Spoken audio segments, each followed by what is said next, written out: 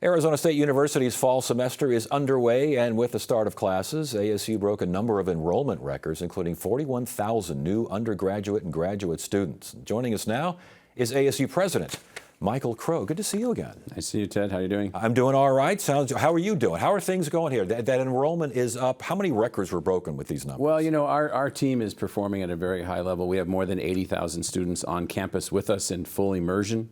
We've got another 100,000 degree seekers that are with us in our online programs. We're at maximum enrollment of overall students, maximum enrollment of Arizonans, 9,000 Arizona first-year students in our first-year class. I mean, we're indicative of the fact that there's high